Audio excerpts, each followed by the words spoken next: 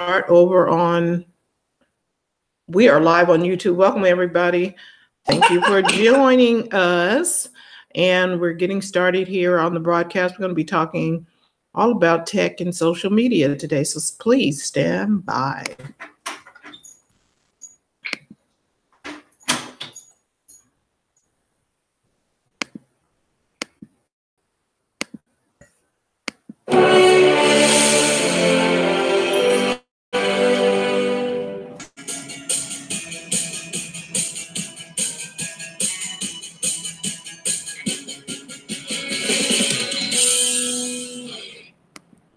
Good morning, everyone. This is Biz Chicks TV. This is the place where you can find tips and tools to help you do business better.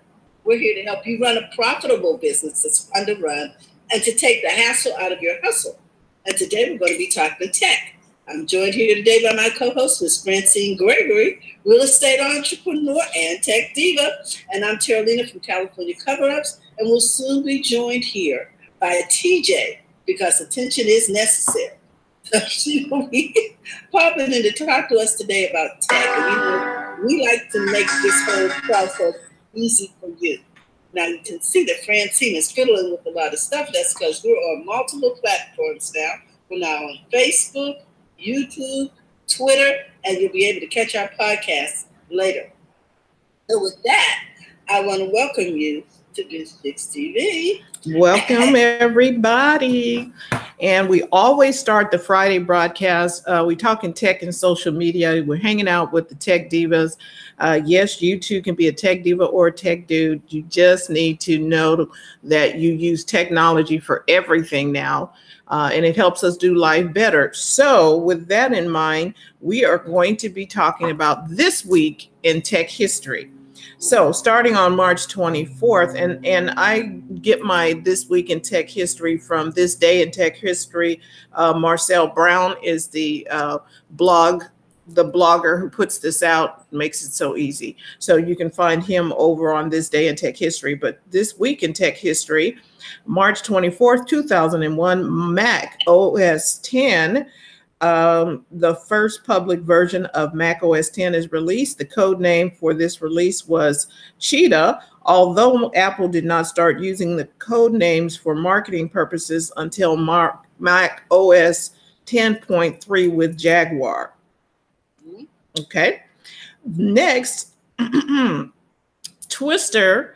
This was March 25th, 1996. Twister was the first movie on DVD. You know, the ones where the cows flying in the air and all of that? Yeah. It becomes the first featured film put on DVD. FYI, it sounds really good in surround sound. Just in case you want to go back and revisit the movie. It was a really good movie too. Next, March 26, 1999, the first email virus to cause widespread damage and one of the fastest spreading viruses in history, Melissa, was released into the wild on an early Friday morning, and within 3 days would infect between 100,000 to 250,000 computers around the world. Wow. While the virus did not directly cause any damage, the sheer volume of email that it generated crashed many corporate Microsoft email servers. I'm just reading what he said. I see it. And then March 27, 1976, Bill Gates gives the opening address at the first annual World Altair Computer Convention in Albuquerque, New Mexico. Gates was still a student at Harvard, but along with Paul Allen, helped develop the version of the basic language sold with the Altair computer. Listen to the kids, guys. Yeah, listen to the kids. March 28th, 1995, Kodak releases the DC-40 camera, which is the only second digital camera for the consumer market. While introduced over a year after Apple's QuickTake 100 camera, Kodak's marketing was largely responsible for popularizing digital photography. Which put them out of business. Well, no, they popularized it they tried to capture that digital market, and they did some stuff, but they didn't keep going with the development side. Yeah, don't stop. March 29th, 1983, Radio Shack introduces TRS-80 Model 100, one of the first portable computers in notebook style form factor. The portability, simplicity, and built-in modern modem. The portability, simplicity, and built-in modem of the Model 100 made it very popular with journalists who could write stories in the field and transmit them back to their offices. Incidentally, in the early 90s, the gentleman who wrote this acquired a Model 100 that had been used by a newspaper, and he was able to use it to code simple programs, write papers, use modem to connect to bulletin board systems of the time, and recently found that he has 2 of these models among his tech junk, still in good working order. Wow. Now here's a picture. Here's the picture. Yeah, that's nice. I mean, and that kind of looks like almost like a tablet. You know what it looked like to me? When my kids were little, we had this thing called a speaking spell. Yeah. And a math and a C in math thing. And it was shaped sort of like, what's the thing where you drew with the pencil? Oh, Etch-a-Sketch. It looked like it was shaped like an Etch-a-Sketch. It is shaped like an Etch-a-Sketch. Yeah. This looks just like the speakers, which made me think about the Secret Sender, which was a toy that looked a lot like what ended up being the Kickstarter phone. Yeah. You know, because you could text, but you could only text across the room, or someone had to be in so many feet. So this is very interesting how we start with toys and then it sort of evolves into tech. Into something that can be applied in the marketplace. I'm sorry, go ahead. No problem, because it is toys that evolve into tech. Mm-hmm. You know, we find, oh, this has a market use over here for adults. And then March 30th, 1951, the first computer, UNIVAC, is received by the U.S. Census Bureau. And interestingly enough, the Census Bureau had driven the development of devices that eventually led to computers since the 1890s. And Herman Hollerith's punch card calculator. Oh, so is this the machine, the UNIVAC? Is that the machine? I think that the ladies were programming in Hidden Secrets. I know it was punch card technology. Correct, and I think it was. And they have been developing this since the 1890s. How to get data out of small numbers. You know what I mean? Somebody had to think it up, so I'm just saying. Wow. That's so much in one week, isn't it? Woo. Yeah, that's a lot of tech, a lot of things happening in tech, but that's why we want to encourage you. If you are doing anything in tech, don't stop.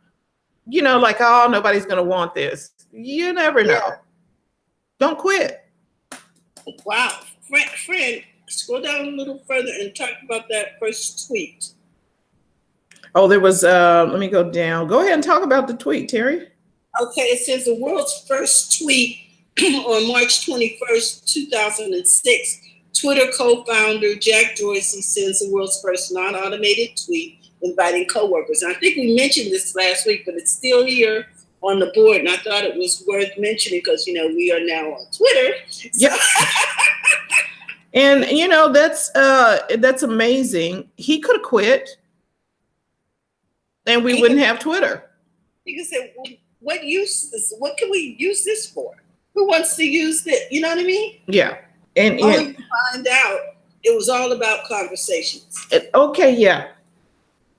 We're going to talk about some things in conversation too, Terry. Anyway, it was it's been, so technology is here, people. It's been a week. Oh, and Francine, today Dropbox had its IPO. Oh, really? It went live?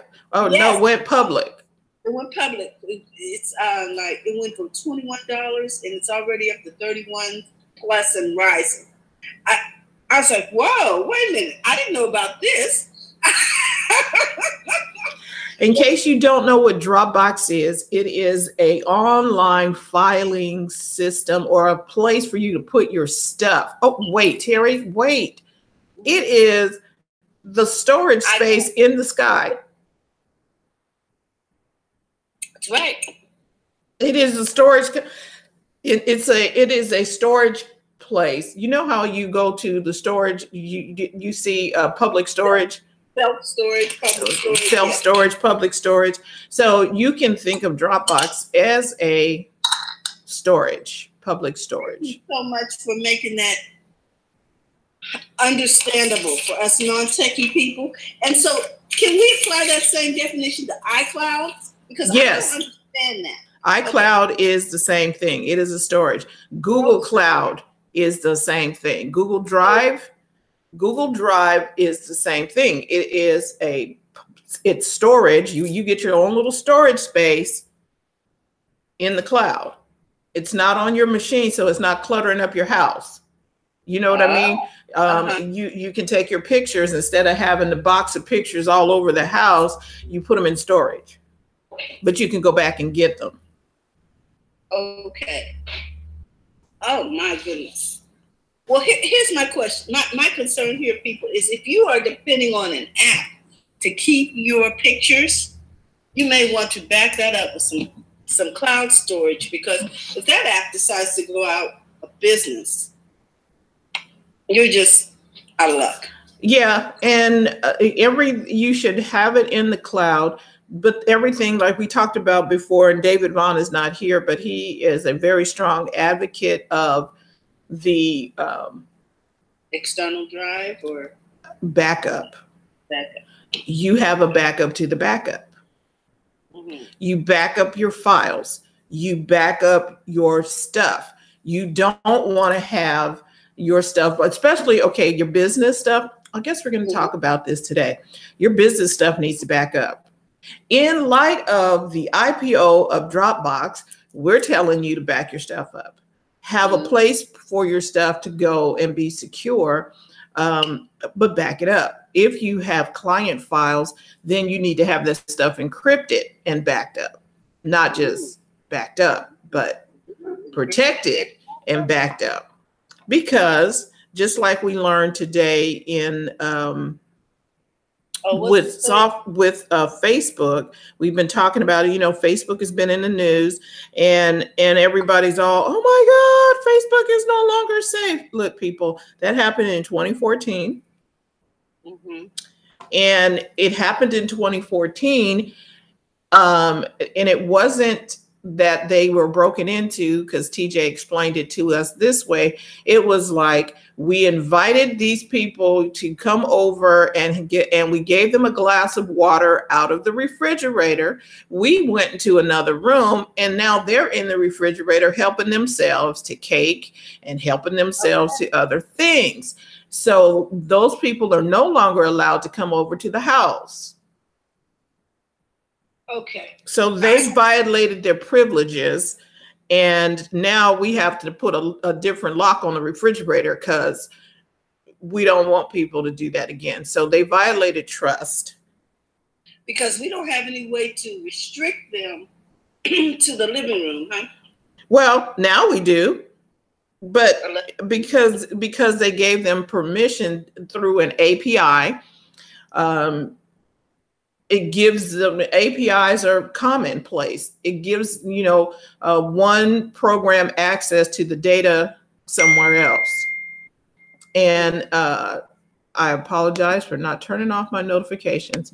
But what other people are doing, what the people are doing with the data, they didn't do what they were supposed to do with the data. They couldn't be trusted with the data. So they violated, permissions. It's like, you have better home training than that. You don't go into somebody's house, they offer you, brought you a glass of water. You just don't go in there and start helping yourself to everything in the fridge. Check it out. It's like, here's the other thing that's really ugly. Okay. And because I've never done this, but I hear that people actually do this when they come to visit and they use your bathroom, they go through your medicine cabinet. Yeah. And okay, that is not a cool thing to do. I never even heard of that.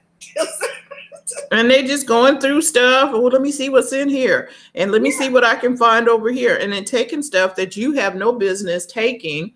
And telling your neighbors, you know, she's on this and that and the other, or he's on this and that and the other. And we can do this, and we can case in the place. So that's what we call it if we was in a different part of the. But you don't do that. Come on, people. Yeah. And this was, you know, okay. So now let's talk about this. The company who did this, right? Cambridge. Yeah, Cambridge, whoever they are. But the point I'm trying to make is the thing that they did, now they're looking suspect. I wouldn't trust you with anything else. Because you were a violation of several laws, but that's a whole nother subject. Well, the point I'm trying to make is that you had no ethics. Exactly. Now that you're caught. You had no ethics. Oh, by the way, you will get caught. It may take 50 years for people to catch you, but you will get caught. You'll get caught. There is no perfect murder. People seem to think so, but there's no perfect murder. Here's my concern too, Francie. It seems that, you know, they find out about this stuff and then the public doesn't find out about it till 2 and 3 years later. Now, Under Armour was hacked recently, and they have 150 million users who are using their MyFitness app. Uh-huh. But this happened 4 days ago, and they're already talking about it. You know what I mean? Come on, tell us. Yes, tell us, but they might have the thing that I'm looking at too is, did they want to fix something before you tell them so that they have a fix in place? Do you understand? Now, 4 years. 4 years? I don't know, but okay. I don't know why there wasn't forthcoming with the incident with Cambridge and the incident with Equifax. Okay, now I think that might be a little, well, Equifax. Here's the thing that we found out about Equifax: they didn't put in the patch to fix that was a straight up okay, because there's a difference. See, the thing at Facebook was not a hack. It wasn't a hack there, so that was different than what is happening. They trusted Cambridge to be ethical. Yes, and they came over and this is your house guest, okay. And so now all the other house guests, the ones that now everybody else is going to be subjected to walking through a metal detector coming over the house because of one person's foolishness. Yeah. It's like, come on, dude, you messed it up for all of us. Now we all got to go through this because you decided to violate trust. And, the family, everybody was happily going along and doing stuff and, clicking their friends and liking pages and doing all this stuff. And then you come along violating trust. Now we can't trust you, so now we have to. The information created a bunch of false identities coming over, trying to influence elections and all kinds of political things. Just unethical behavior. Yeah, it's just unethical behavior. And then the problem is when the newscasters get a hold of it, they just wanted something to fill the air for that time period because they had other stuff that they were doing. And now this story was last week sometime and all of that, but they keep bringing it back to the forefront. Because there's still an investigation going on with Congress because Congress doesn't understand social media. So, first of all, they got to go back to school just to get educated so they can ask intelligent questions. So, or how about they fired everybody who understood? Or everybody who did understand got out of Dodge because they were afraid they would be fired and lose their pension. So let me just get my pension and go home. Yeah. Okay. And the people who, and it's unfortunate that the people who, they know what they're doing, but there's nobody So now what they have to do is they got to go find those subject matter experts that we were getting a government raise and pay them as consultants on top of their pension to come back and fix the system that they understand. Yeah, and you're right when you say the government does not understand, and so we're going to have an investigation as to how this. Okay, it's the same way. You guys, you bring somebody in and they just being wreaking havoc and no social skills whatsoever. Okay, you done brought some people over in here. You shouldn't have invited them people over to the house. Okay. So now the question is, it's like trying to shut the door after everything's been taken out. And then again, what really was taken? If you looked at your account, did it really sway you one way or another on the election? Think about it. No, because you, the person, I'm sure that they are trying to. But you already kind of knew what you wanted to do when you voted. Yeah, I hear you. But some people are actually influenced. And the problem is, Francine, it doesn't take a lot of, you don't have to influence the entire country. You just have to influence a percentage to make a difference. Okay, so are you talking, hey Janice, are you talking about influencing? There are some people that are influenceable, because that wouldn't have influenced me. Yeah, but I don't follow it like that. So no, and I'm not on it enough for that to make a difference.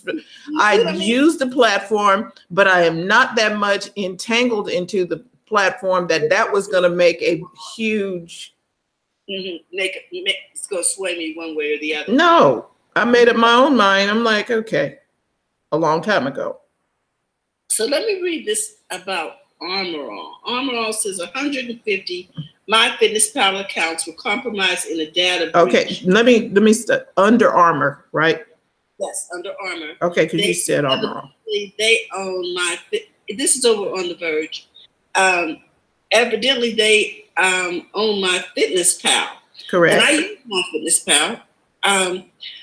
Compromised as many as 150 million accounts. Account information involved in the breach includes users' names, email addresses, and hashed passwords. So, but they didn't get any financial stuff like your credit card numbers or government identifiers like social security numbers, etc. Because they don't take all that stuff when you sign up. So it says here, Under Armour acquired MyFitnessPal, a website and mobile app for tracking diet and exercise activities in 2015 for $475 million. When MyFitnessPal had 80 million users, the service has since more than doubled the size, thanks in part to the company's large agnostic approach to apps and fitness trackers, nearly all of which can be plugged into MyFitness for tracking calories, exercise-related activities. Yeah. So, but here's the thing I like. 4 days after learning the issue, 4 days, yep, the company began notifying the MyFitnessPal community. Now, I'm going to trust them via email and through in-app messaging. The notice contains recommendations for MyFitnessPal users regarding account security steps they can take to help protect your information. Okay, so question, did you get an email? I don't know, because I don't use the app that much, so I'll go over No. Go back to what they said. They said that they sent an email and they sent it to the app users during the use of the app. I haven't opened my app in a while because I use mine through the phone, through my my health thing on Apple, so I don't go into. Yeah, I don't use it that much. I don't go into the MyFitnessPal app. But here's the thing: are you going to now stop using stuff because things are breached? And that was a question I wanted to discuss with you. A lot of people are like well, I'm just going to delete all my apps.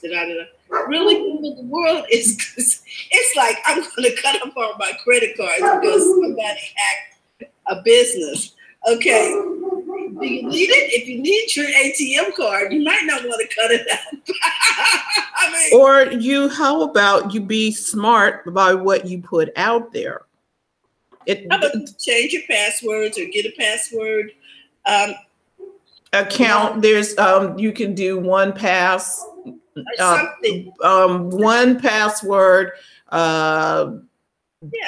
Something. There's too many things that you could do. A lot of them are offering that second layer. Correct. And then now on Google, there's a and Apple, there is a two-factor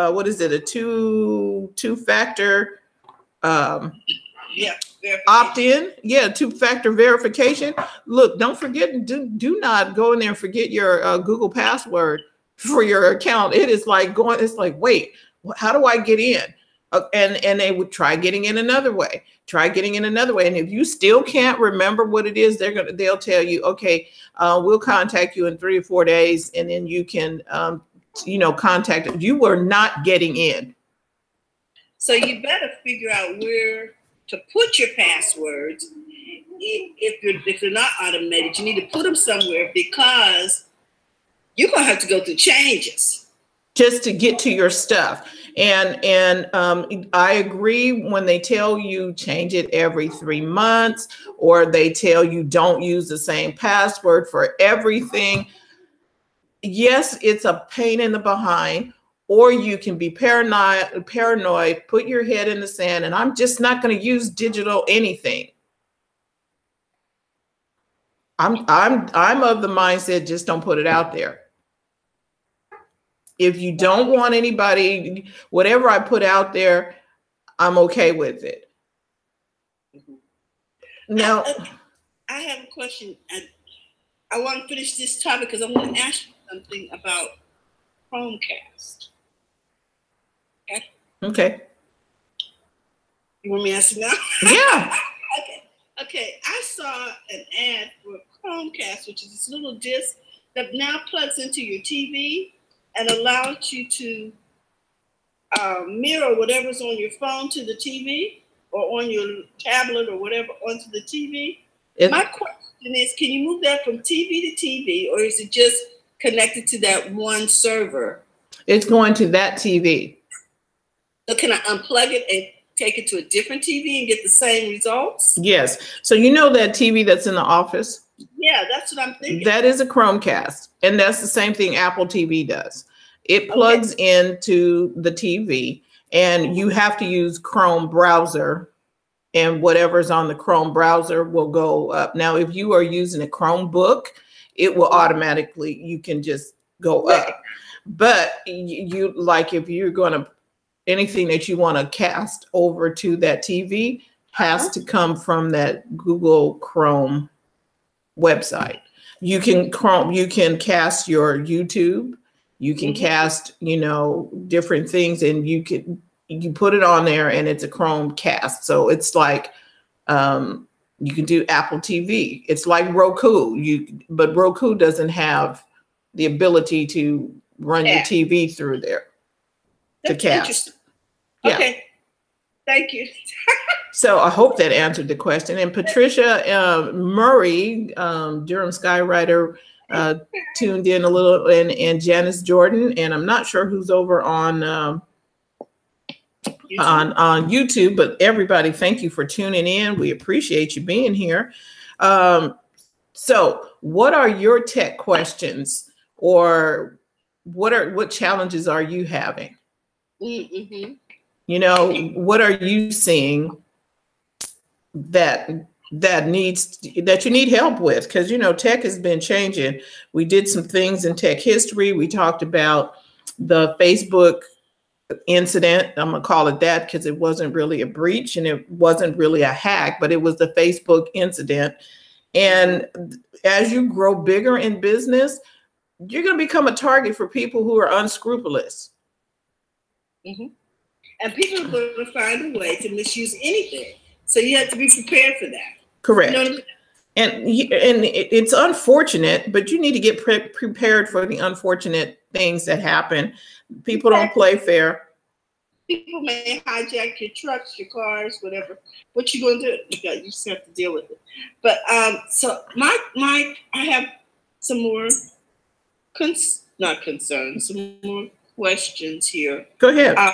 You're aware that Apple is now come up with this iPad for schools. Oh, wonderful.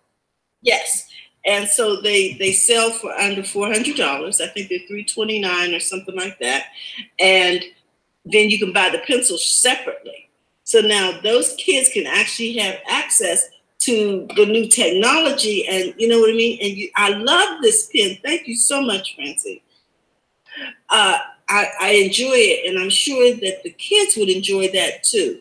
So I wanted you to know that they have now tried to, they are breaking into the school market, and the concern is trying to get people to shift from Android, Google stuff over to Apple products. So that's interesting. And so they're providing some tech support and things like that to train teachers how to use it. And they don't have the software developed yet. The software for school type monitoring, you know, like tests and different, keeping things in one place, because with Google, it's one step. They found that with Apple, they have to do several steps. So they've come up with a software called Schoolwork, but it won't be launched until June. So over the summer, we should see a difference come September in the usefulness of that platform with Apple.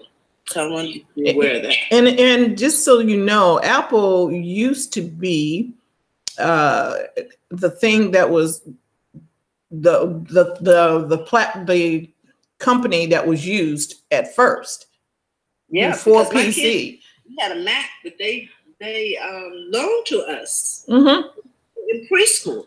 Yeah, and Apple has always been key in education, always. And they set up the computer lab at the school, which was in the community. And then the software came out, that when Bill Gates and them came out with the software for, you know, like Windows and all of that, well, it ran on PC. And so then the PC market started taking off because everybody started developing software for the PC and not necessarily for the Mac, because Mac is still proprietary and they don't let everybody in the house. And there, now we can see there's a reason why you don't let everybody in the house. Evidently, everybody ain't got good manners, and because not everybody, and you know, I read some stuff, and you whether you use PC or Mac, you got to be comfortable with whatever you're using, but you have to understand the reasoning behind why people do certain things. And one of the things was Mac was very protective and still is very protective of that space. The developers have to have certain credentials. You cannot just come any kind of way. Okay.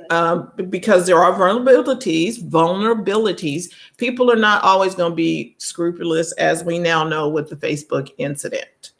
But does that mean, are you going to quit Facebook? Anybody watching? Patricia, Janice, are you going to quit on Facebook? Are you just going to be like, no, I'm not doing it anymore?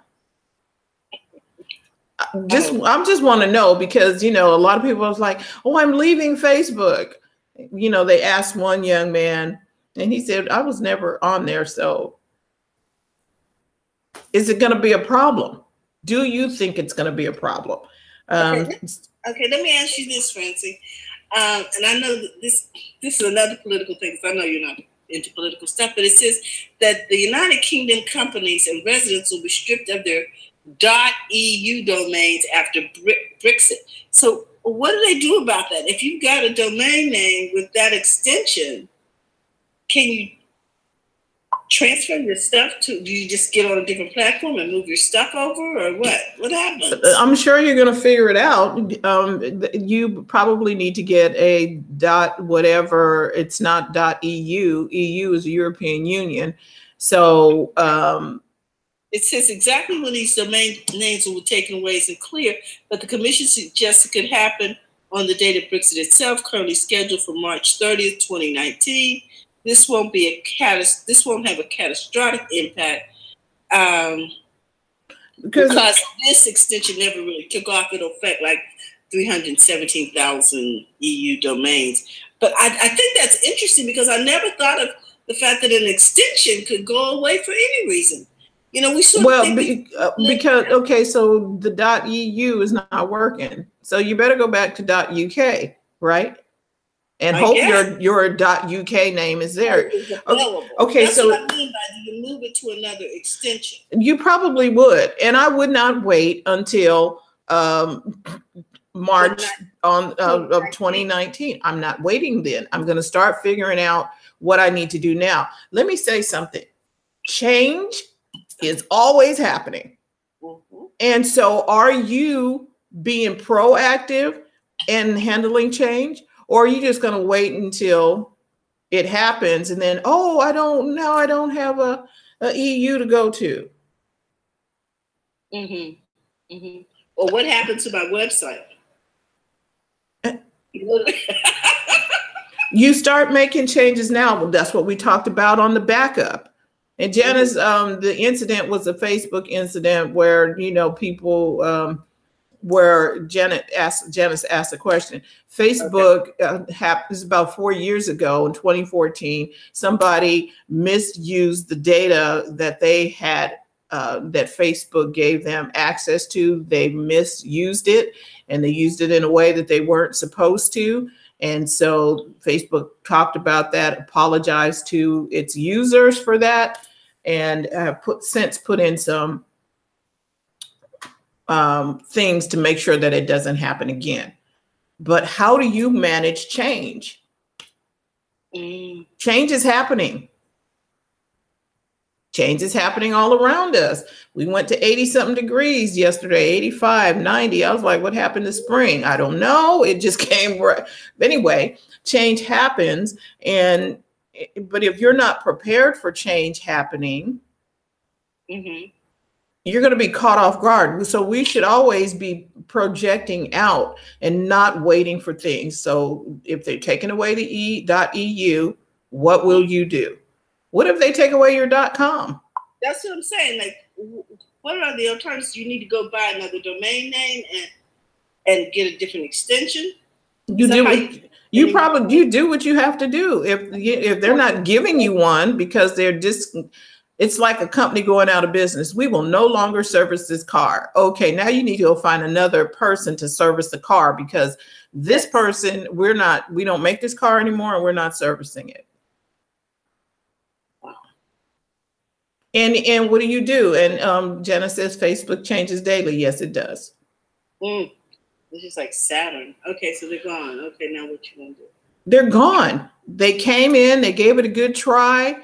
I saw Saturn the other day. I'm like, oh, I used to have one of those. They came in, gave it a good try, gave it a good run, and they're no longer. Now Chevy probably still, GMC or whoever probably still services them, but you're not going to go buy one.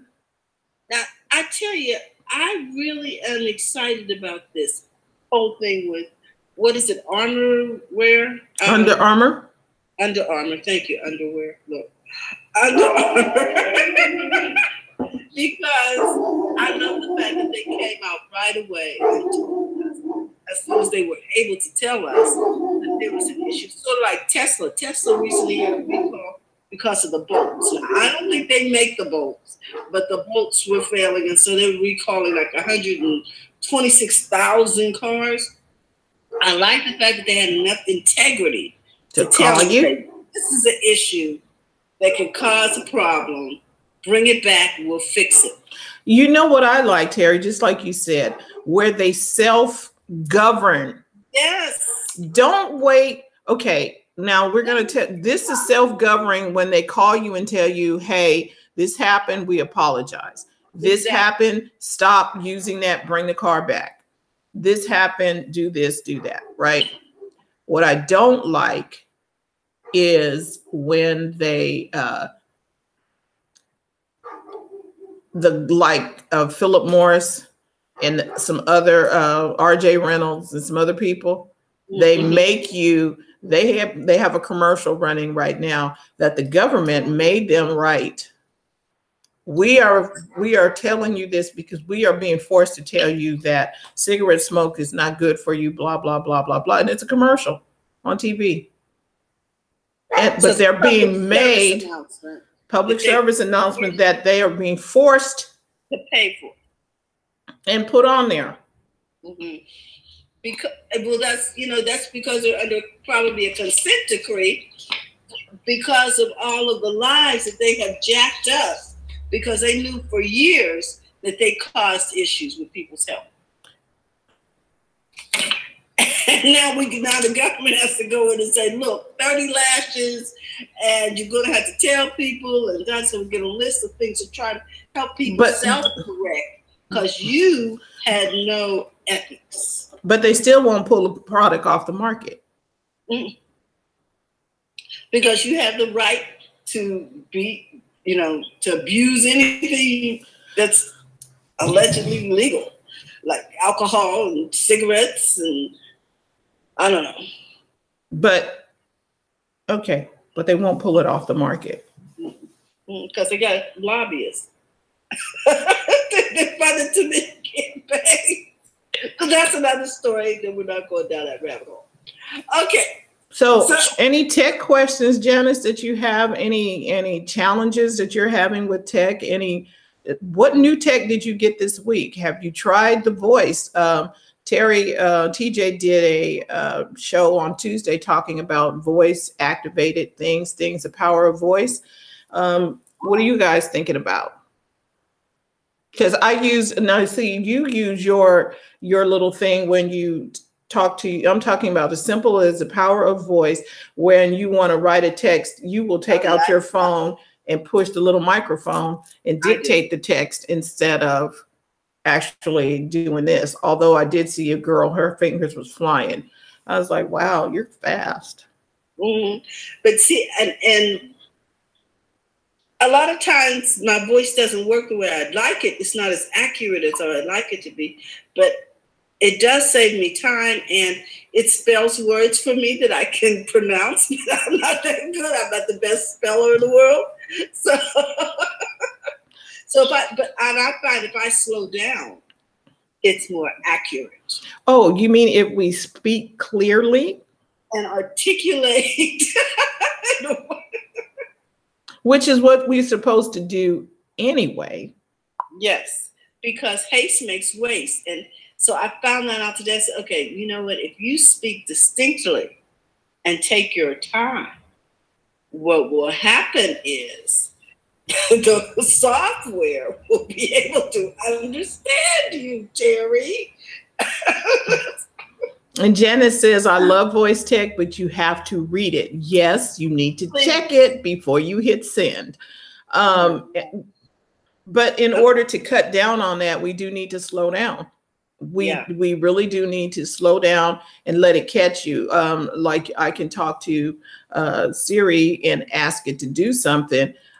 But if I'm speaking or I got food in my mouth or I'm talking in a hurry or anything, you're liable to get some weird something happening. It's like, oh no, that is not what I meant. Okay. There you go. Well, and that is a lesson in communication, even when you're speaking to other people. Because on the phone, I had one of my clients call me, and I thought his name was one thing, but it was a totally different name. And I'm looking for something because I didn't hear him clearly. Mm-hmm. And that could have been him speaking clearly. Yes. Okay, because we talk about the chain of communication sometime. The person is the message that you are sending out Did they hear what you intended for them to hear? Between this point and this point, did they hear what it was that you, and there's static going on in between here. There's airwaves, dogs barking, there's all stuff going on. So did your message make it to the user in the way that you intended to get there? You sent it from point A to point B, but was there an interruption? Or what, did they understand you clearly? Mm-hmm. Because a lot of times we have said something, they're reacting and doing on what they thought you said. Also, when you do a text, it's easily misinterpreted because you can't hear the intonation, you can't hear, you understand what I'm saying? Mm-hmm. So people read and say, she want to know what? But that was not the intent. And not the tone that you wanted to send it. And so you have to sometimes stop, think about what it is that you want to say or what you're going to write in the text. There are some conversations you don't have in a text. And we've talked about this before, what not to text. Don't break up with anybody in a text. Do not do work that revolves around a contract in a text, meaning you're going to write out, no, because there's too many opportunities. And let me read this to you. I got a text today. Go ahead. No, that's fine. I want to hear it. Let me go to this text. Oh my gosh, it was just strange. Okay, hold on. It was just really interesting. Let's see if I can find it. Because it was like, what? You put this in a text? Okay. And then there are texts that you get that didn't make it to the right individual. Because I got a text yesterday and I'm like, I didn't talk to you about Walmart or anything else. So I know, had sent that to me in error. Okay, are you ready for this? Yes. Hello, this is so-and-so's daughter. I'm sorry to tell you this, but my father passed away on such and such a day. His service will be at such and such a time at such and such a place. Mm-hmm. Please feel free to call me at such and such. I'm like, it's a good thing I'm driving. Yes. Well, and it's a good thing that the text doesn't come through while you're driving with the new technology on the phones. My gosh. That should have been a phone call. But the age of the person does not lend to that. Well, actually, no, it still should have been a phone call because I know who it was. That is not a conversation that I wouldn't, you see it come through and you're like, whoa, a text is something for a quick glance. Meet me at the mall. The good news is someone had already told me about it. But if I had woken up and opened that text up, I would have been like, wow, in a text? You see? And I don't know. I like to find out how to tell somebody that way. I would have crafted that. I think I would have sent an email, but maybe she didn't have email information. I don't know. But it's just. There are certain things that you do not do via text. There are some things that you need to do face to face, and you just make it face to face. I was in my quiet time this morning, and I was thinking about how we do certain things and why you do certain things and what social media is really for. The protocol? No, what is social media really for? Mm-mm. Did anybody have any idea? Weigh in, please. What is social media for? I have a theory. So if you want to put it in the chat, what is it for? A lot of people think it's for hurry up so you can get business to make money. Well, Go ahead. recently I've seen a lot of people making announcements about people passing away. Mm-hmm. You know, so it's a communication tool. Correct. And maybe that communication tool should be in private messages, or you know what I mean? And I don't know. Well, and I can understand if you want to get everybody at one time. Yeah. You can still do group private messages too. I don't know. Okay, so here's the thing. I believe social media is a form of communication, and it depends on what platform you're on, how you're going to communicate. If I'm on Facebook, you keep it fun, you keep it light, you keep it interesting. You talk about business, you can talk about, I'm talking about educational type things. Social media is, I guess they would call it, some people would think of it as a water cooler. Hey, what's going on? Did you see such and such last night? Where you're gathered around and you're talking with people, and you get to talk to a lot more people than you would if you were face to face, because you can't be face to face with everybody. So that's one thing.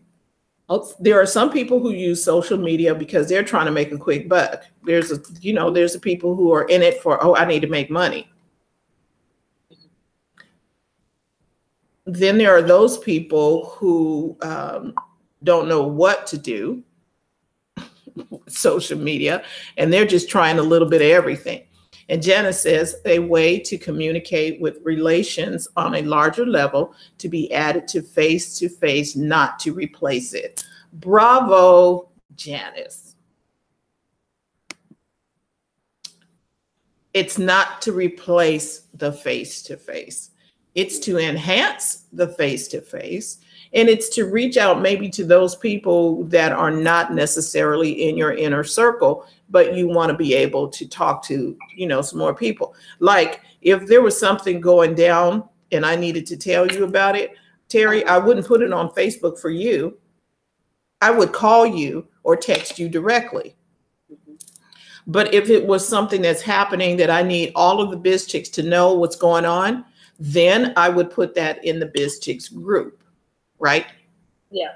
If I needed information for a larger group outside of Biz Chicks, I would put that on perhaps Twitter or another platform where it gives me a larger audience. YouTube is giving us a way big audience. It's not niche down. Mm-hmm.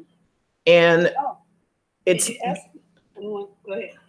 Niche down, and because you can put keywords or tags, not hashtags, but you can put tags that's going to get the attention of people who want this particular subject. Mm-hmm. So the social media is really not, it is basically a form of communicate. I mean, a avenue of communication. That's what I would like to say. I agree with Janice. It's a way to communicate with people on a larger level, to be added to face, not to replace it. You get an A today, Janice, because that is very good definition. It's a place to be social. Okay, there you go. And talk to people. Not sell to people. When I say sell, I don't mean hawk your wares. I mean just talk to people. Let them know what you're doing, what you got going on. Okay, that's real. And Janice says, staying over the long miles. Stay connected over long miles, where, long distance. Oh, it becomes the pen pal. I like it. Or the letter that you would write to grandma. You can now talk to her, show her pictures and what have you. Yeah. You can do that because grandma lives in another country, but you can still send her pictures. Look what the kids are doing, and the dog is doing this and whatever. You can still see all of that, and you can still talk about that without being in the same room. Yep. And now I use it to talk to my customers face to face, because it allows me to allow them to do personal shopping on an individual basis. So I found it very helpful in that respect. Also, I love using it for meetings because now I can see the people and I can see their faces. I can see if we're communicating clearly. Well, if they don't get it and they're watching the the thing spin around like, I don't get what she's saying. You can tell that now. Exactly. So I like that part about it. I love the video part. I'm not as good at texting as I am at video. And because you can say what you want in video and you're just talking to people. And I found it very easy for me. So to recap, social media should be used to enhance what you're doing, not replace it. It enhances everything you do. It just gives you a bigger platform. But if you have nothing to say, why are you on there? Mm-hmm. Yeah. It doesn't make, you don't have anything to say. So you're like, whatever. I'm just going to get on here and talk about anything, or I'm just going to push anything up there, or I'm going to show you, hey, share this, or the chain letter stuff. Please don't. Oh my gosh. Someone sent me one today, and I think what I'm going to do is text them back and say, please don't send me any more of this, because I'm trying to ignore it. But yes, and you can block it, but it's nice to help people because they don't know how to use the platform. And exactly. Janice says, when you connect people through Messenger and Facebook, they can see each other's profile and get to know others better. Okay. Interesting. It really is. And then because you're going to be mindful, would you introduce just anybody to somebody else that's close to you? That's why you just don't become friends with just anybody. If they say, hi, I want to be your friend, check them out and see if you want to be their friend. Mm-hmm. And if you decide to be their friend, then be a friend. See, we should be having conversation with these people. We should be, hey, congratulations on your promotion. Yes. Hey, congratulations, happy birthday, because you said that you wanted to be my friend, not looking for another sale. There you go. There you go. And don't you hate it when people use the platform to talk about, I got this product and that product and da-da-da-da. Come on over. And take a trip and let's go do this. Now, if I invite you to tell the other people in my circle about what you do, I'm going to promote you. That was another thing in my quiet time. Let another person praise you, not yourself. Mm-hmm. Don't do it yourself. Let somebody else promote you. That's a better word for me. Let someone else promote you. Don't promote yourself. See, because that's what happens when people start buying friends. Oh, you promote yourself? Yeah, buying followers. That's not cute. I was like, okay. So we're going to talk about that too in a coffee talk. I want to talk about that. Are you promotable?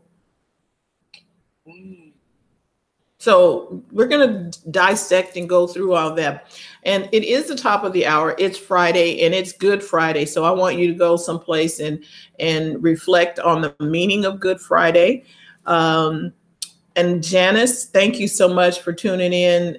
Pat, thank you for tuning in. Everybody who's watching this replay, YouTube viewers, thank you so much, because this is new to us and we're trying to get it all straight. If you haven't already done so, please subscribe to our YouTube channel. We're looking to get our custom, our URL, and by you subscribing, that'll help us do that. Happy Easter, Janice. And we want to say thank you so much. And we look forward to seeing you next week. And Terry? Don't forget to go to the front of your own line, people. You deserve it, and the world needs what you have to give. Yes, they do. Thank you. Bye-bye. Bye-bye.